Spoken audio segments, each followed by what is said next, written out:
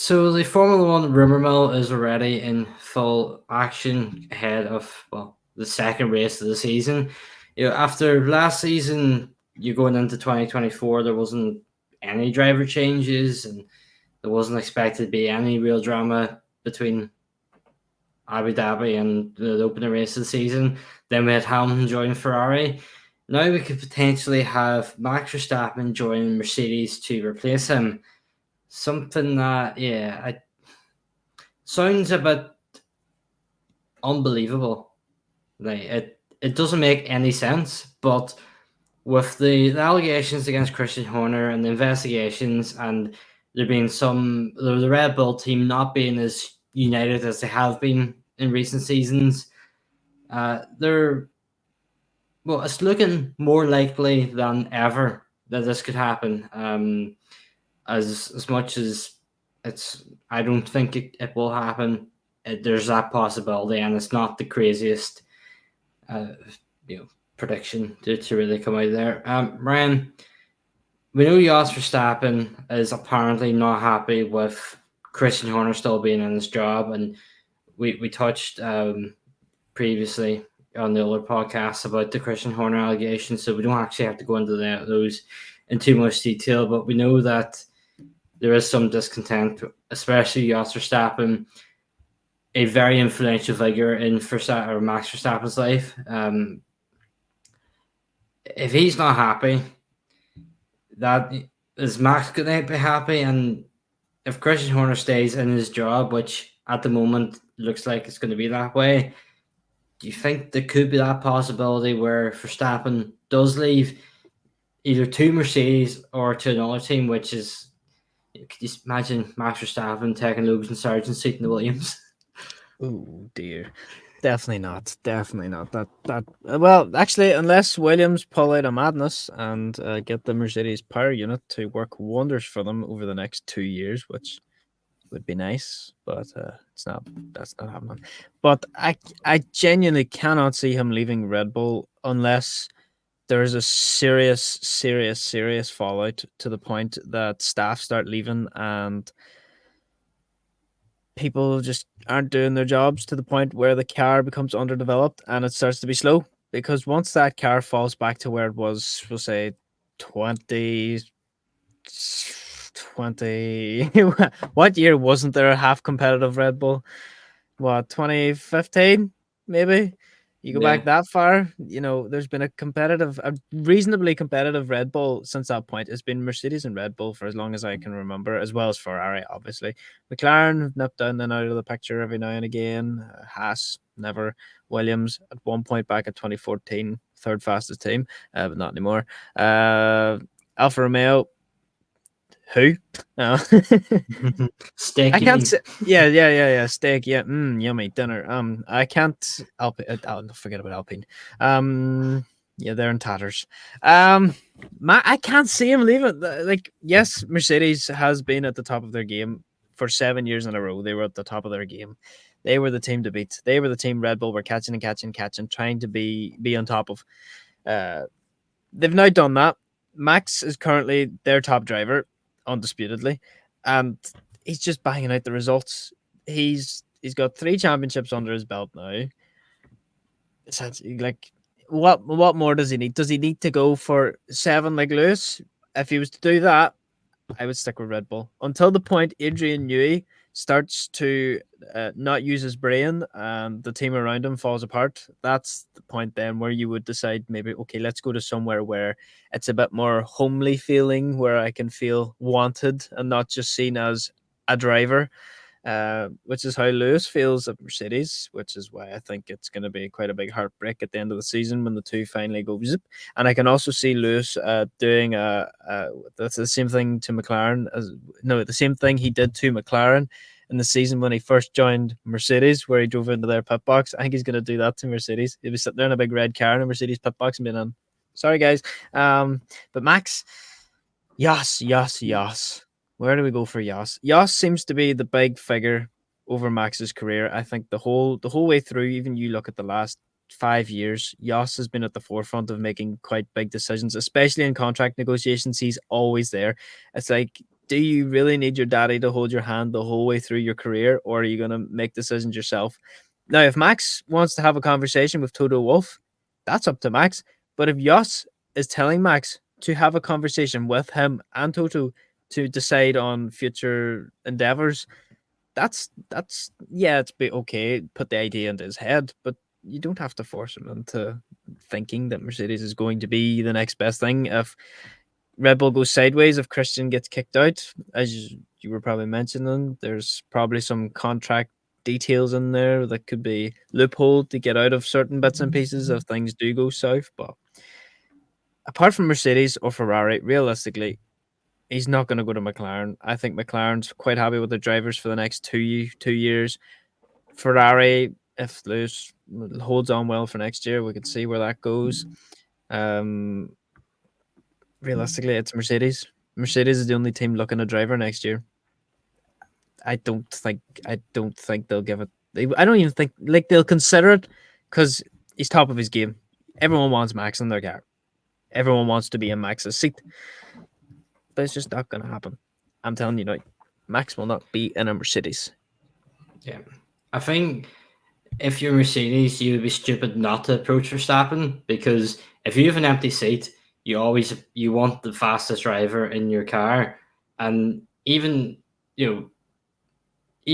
I would say Williams, they should always just approach Verstappen. Alpine approach Verstappen, because you never know what could happen. We didn't expect Daniel Ricciardo to leave Red Bull to go to Renault, but Verstappen dropping all the way down that far in the grid isn't going to happen. But you don't get anything if you don't ask for it. So, as I was just gonna jump in there, part of the Netflix documentary on Drive to Survive, it said that Toto had an opportunity early on before Max signed for Red Bull to sign Max for Mercedes as a junior driver. What could have been, hey? Yeah, but then if Max had joined Mercedes, he might not have got that early opportunity that had been thrown into the Toro Rosso and prove himself. But yeah, Tom, this sort of anyway, if we're believing everything that we hear on Twitter or X, which is a dangerous thing to do in the first place, but with all these talks of key personnel leaving, if what sort of the general consensus is, if Christian Horner remains in his job and these allegations and more investigations come out and make him come across even worse than what's already been presented, we know he has been cleared by Red Bull of any wrongdoing, but there was that leak of the investigation to journalists and to teams. If there's another investigation opens up and different findings are made, and he still stays in his role, but it comes down to more of like an ethical point of view of, do you want to be involved with a team, someone who's been accused of those things, because we know that his reputation won't be the same. And if you're Adrian Newey or John Wheatley and you've got in your contract, which we don't know if they have, but break clauses where if Christian Horner leaves, they get to leave, or if he stays and they're not happy being involved with something like that, they leave. It leaves Red Bull in a bit of a dilemma that they either keep Verstappen and have to get rid of Christian Horner, and potentially some of his sort of key employees if they want to follow that route, or they get rid of we'll keep. But the dilemma is either keep Verstappen and lose Christian Horner, or keep Christian Horner and potentially lose all your staff, including Max Verstappen. It's not going to end well, is it?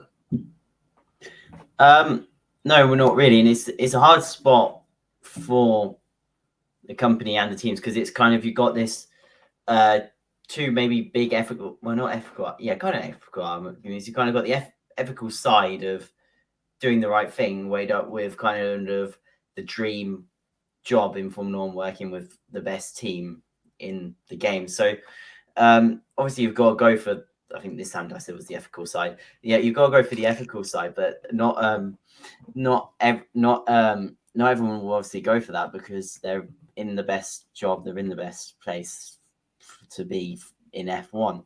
So, I mean, if it is, obviously we don't know too much, but if it is as bad as it is been rumored, it kind of big respect if people do kind of leave because they feel uncomfortable in that environment, or they know it's not right for them to be in that environment if it is as bad as that. But I feel like it's a hard one to see who they get rid of. I think if Christian's activities, not activities, that's one word, but like behavior is as bad as reported, and depending what's in that mysterious Google Drive, I feel like that the right thing there is you've got to get rid of him, got to get rid of him and find a quick replacement, which is hard for someone like him because he's obviously done so much for Red Bull, and the DNA of the team is Christian Horner. At the it's been Christian Horner since the start, so it's going to be hard to replace someone like that. But in a situation as delicate as this, that could be the right option. Because I mean, this is a bit of an extreme version, but you've kind of seen it in wrestling. They've been able to get rid of Vince, and in the end, that was the best call for the business, and I think it's doing very well without him. So I think you could easily see that in with Red Bull. It just depends who they bring in if they do get rid of Christian. I don't think, if it's Verstappen or Christian, I'd say get rid of Christian because Max is a very good driver, and you can easily, if you act fast enough, keep the positive momentum of that team going, and you can still kind of hopefully save the reputation of the team if it is as bad as it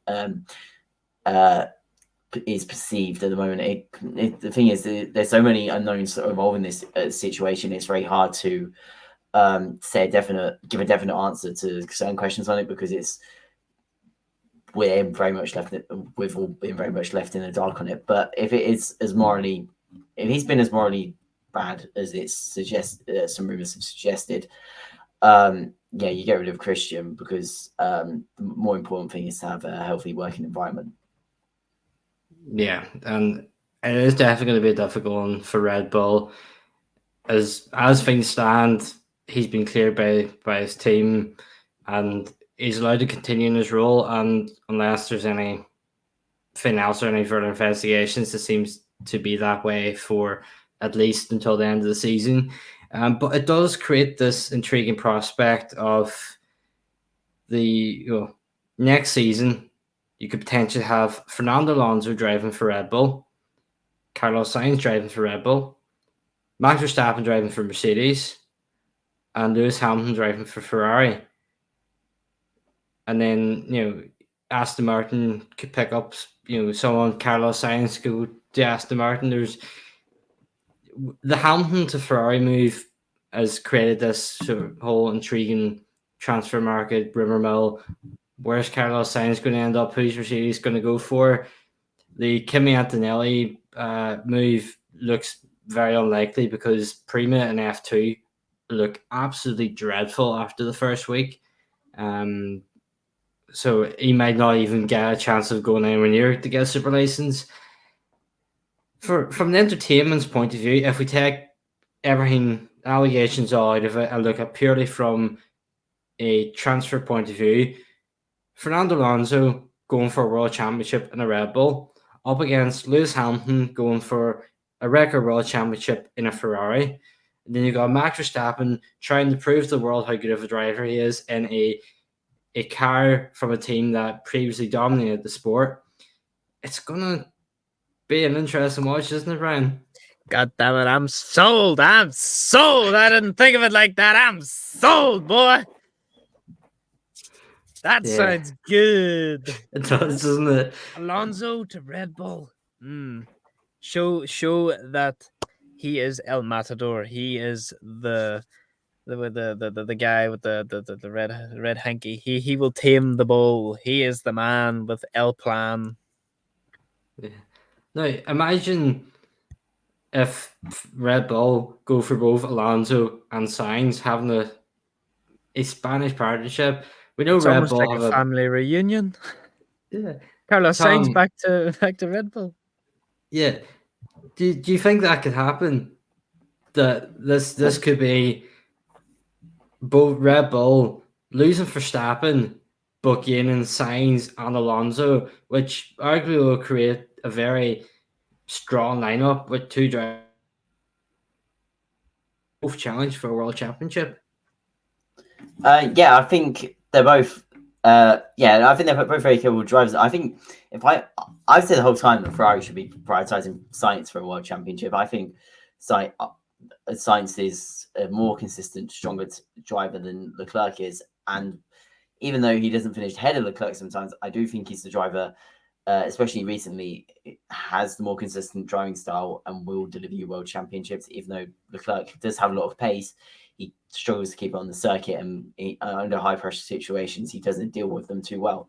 So I think as a championship driver, as someone who's going to win you championships, I think Carlos Sainz Jr. is, yes, he is your man. I think he's fantastic, and I think he's definitely someone who could bring world championships to Red Bull. He's a very, very impressive driver. And yeah, I don't think, yeah, I think that'd be a good move for Red Bull if they went for him. Fernando, again, is another good move, another solid move, basically carrying Aston Martin at this point. He's making Stroll look like Stroll, and he's just basically carrying that team in the minute. They seem to be doing pretty well under him as well, with him being probably the lead driver in the situation there. So I think if you bring him over to Red Bull, he's Fernando Alonso. He's proven we know how quick he is. The only risk is age, but I mean with Fernando, age doesn't really seem to matter too much. He's still probably 23 at heart, and yeah, I feel like it's if you did go with those two, I feel that would be a very strong driver lineup. But I mean, to be fair, Perez still has this year to prove himself, and it wasn't a bad first Grand Prix for him at all as a wingman driver. So I wouldn't mind a Sainz and Perez lineup. I think that would be pretty solid if that happened, but we'll see.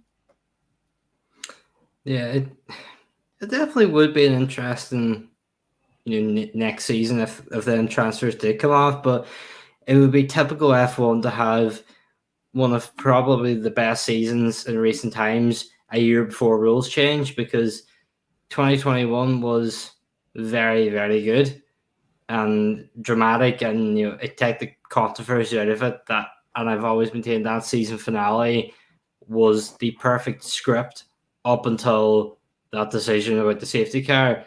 Final lap shoot, three lap shootout for World Championship, level in points. Like, you couldn't get a much better script than that. But yeah, one word, simply yes or no. Verstappen Mercedes will happen. I'm saying no. Ryan? No. Tom? Probably not. One Okay. word. Actually, One no. word. No. Sorry. Yeah. Okay. But yeah, as much of a Alonso the Red Bull, Verstappen the Mercedes, Hamilton Ferrari, flipping the order around, freeway championship battle would be intriguing. Yeah, it doesn't look like it's going to happen.